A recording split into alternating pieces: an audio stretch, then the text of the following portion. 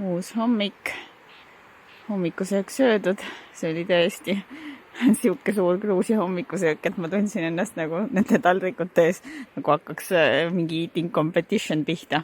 muidugi siin on see, et sa ei pea kõik ära sööma, vaid sa sööd ikka nii palju, nagu sa tahad ja lihtsalt gruuslastel on see tava, et toitu peab olema laual piisavalt ja rohkem, et juhuks, kui keegi ala veel peaks tulema.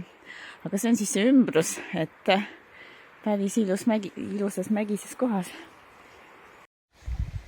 Noh, see minu üritus minna siis metsateed mööda üle siit mäe. See algas kohe üsna vesiselt, et jalad said kastetud. Peagi jõudsin välja siis sellisele teele, et kas on nüüd tee või mitte. Google Mapsis on märgitud, et on tee, matkakaartidel nagu mitte.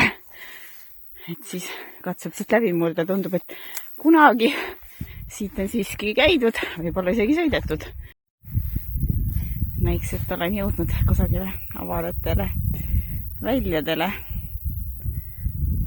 Vahepeal see tee oli küll siukene, et mõtlesin, et siukesest sopaaugust viimati käisin vist läbi siis, kui vana kevadel Itaaliast palverännakut tegin. Aga need asula seal all, suurem asula ongi Kashuuli, et sinna tuleb mul jõuda. Aga siis otse ei saa, jõgi tuleb ette, nii et läheb siit ringiga.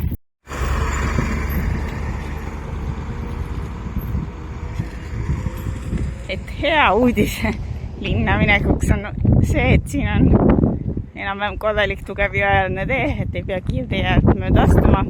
Halb uudis on see, et teed kasutavad põhiliselt tolmutaja autod, nagu näha oli. See vast ongi nende tolmutaja autode sihtpeatus, et siit nad oma kraami saavad. No üsna tagasihoidlik kortermaja näib, et seda pole kunagi lõpetatud, et alla inimestele möödi kalbid, osad ehitist oma kalbid lõpuni ja teised jäidki tühjadeks. Et ootamatult jõuad mingeid imelikke rõusateid mööda suisa Kashuuli südamesse. No see uhke pulskaev on pildistamise koht ja muidugi kõige uhkem maja siin tee ääres. No see on politseihoone siis. No, nice hotellis kohal.